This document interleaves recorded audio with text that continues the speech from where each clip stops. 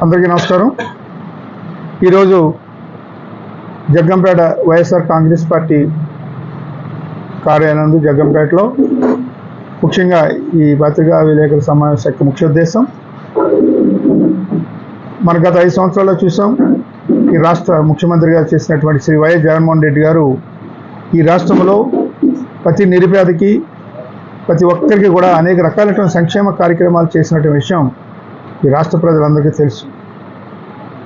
లక్షలాది కోట్లాది రూపాయలతోటి సంక్షేమం కోసం ఆయన మరి 2019లో నెగ్గిన వెంటనే తక్షణమే అమలు చేసినటువంటి వ్యక్తి జగన్మోహన్ రెడ్డి గారు.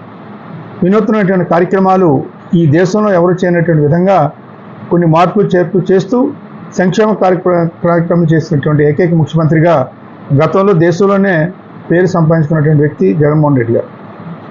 మరి దానిలో భాగంగానే అనేక కార్యక్రమాలు ఈరోజు కూటమి ప్రభుత్వం వచ్చింది. ఎన్నికల ముందు అనేక రకాలైనటువంటి అబద్ధాలతో కూడుకున్నటువంటి హామీలు ఇచ్చారు. ఈరోజు మనందరూ చూస్తూ ఉన్నాం. మేము చెప్పడమే కాదు, ఏదో ప్రతిపక్షంగా చెప్పే మాటలే కాదు. ఈ రాష్ట్రంలో ఉన్నటువంటి సామాన్యుల దగ్గర నుంచి మధ్యతరగతి, మరి ముఖ్యంగా అనేక మంది చదువుకున్నటువంటి మేధావి వర్గాలు మరి చూస్తున్నటువంటి విషయం, ఏ ఒక్కటి కూడా ఈ రాష్ట్రంలో అమలు చేస్తలేదు. ఆ కూటమి ప్రభుత్వం ఇచ్చినటువంటి హామీల్లో ఒక్కటి కూడా అమలు చేయని పరిస్థితి మనం చూస్తూ ఉన్నాం. మరి ఈ నేపథ్యంలోనే గత ప్రభుత్వం చేసినటువంటి అనేక సంక్షేమ కార్యక్రమాలని ఈరోజు వారు తిరోధకాలు ఇస్తూ వాటిని అణగదొక్కే కార్యక్రమాలు, ప్రజలకి ఇబ్బంది కలిగే పరిస్థితుల్లో ఈరోజు పరిపాలన ఈ సంవత్సరం కాలంగా మరి 4-5 వారం రోజులు పోతే సంవత్సర కాలం అవుతుంది వాళ్ళు అధికారంలోకి వచ్చి.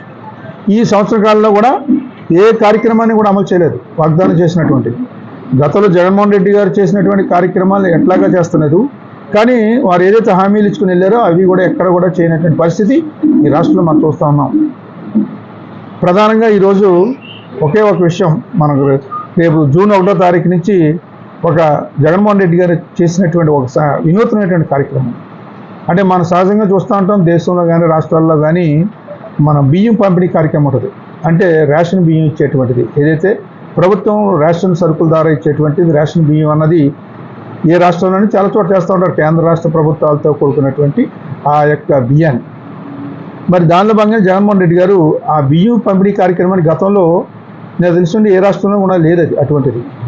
ఒక వ్యాన్ పెట్టి ప్రతి ఒక ముఖ్యమైన కూడల్లో గ్రామానికి 2 వ్యాన్ల చొప్పున ఇచ్చి 2-3 కానీ ఊరిని జనాభాను బట్టి ఆ వ్యాన్ల ఆధారంగా ఒక చోట ఒక పాయింట్ దగ్గర నిలబడితే ఆ వ్యాను అక్కడ చుట్టుపక్కల ఉండేటువంటి ఆ నిరుపేదలు, ముఖ్యంగా మహిళా సోదరులు, సాధారణంగా కార్డు హోల్డర్స్ ఎవరైతే ఉన్నారో వారు వచ్చి నేరుగా బియ్యం అక్కడి నుంచి తీసుకుని వెళ్ళిపోయే పరిస్థితి జగన్మోహన్ రెడ్డి గారు కల్పించారు. అంటే వారి ఇంటి వద్దకే బియ్యం సరఫరా, మరి యొక్క నిత్యావసర సరుకులు సప్లై చేసే విధానంలో భాగంగా ఆ బియ్యం సప్లై అన్నది మన గ్రామాల్లో ఇచ్చుకుని వెళ్తారు. గత 4-5 సంవత్సరాలుగా జగన్మోహన్ రెడ్డి గారి పరిపాలనలో కొన్ని వందలాదిగా ఒకేసారి ఆ బియ్యం వ్యాన్లు ఏదైతే ఉన్నాయో ఆటోస్ ఆయన విజయవాడలో ఓపెన్ చేసి గ్రామాల్లోకి ఇవ్వడం జరిగింది.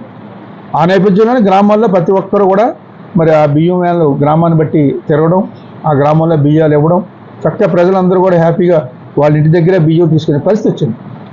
ఒక 4-5 ఈదులకు సంబంధించో లేదా కొన్ని ఇళ్ళకి సంబంధించినటువంటి అక్కడ పెట్టే వ్యాన్ ఇచ్చి బియ్యం చేసే కార్యక్రమాన్ని ఆ రకంగా ఇంటింటికి ఇచ్చుకుని ఒక ప్రధాన కూడల్లో పెట్టడం, అక్కడికి వచ్చి అందరూ కలెక్ట్ చేసుకోవడం జరుగుతూ ఉండేది.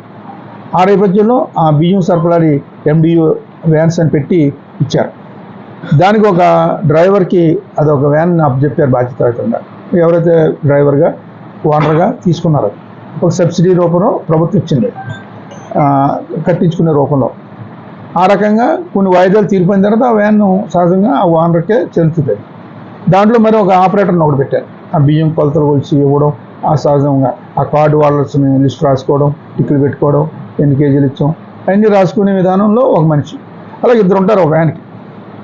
ఆ రకంగా ఈరోజు ఈ కొత్త ప్రభుత్వం జగన్మోహన్ రెడ్డి గారు ఇంటింటికి ఇచ్చేటువంటి ఆ బియ్యం పథకాన్ని ఆఫ్ చేయాలి, మనకి ఆ పేరు మళ్ళీ జగన్మోహన్ రెడ్డి గారికి వస్తాయి, మనం ఇచ్చినట్టుగా రాదు అనేటువంటి ఒక కుయుక్తితో అది రద్దు చేయాలనేటువంటి విధానాన్ని మరి ప్రకటించారు.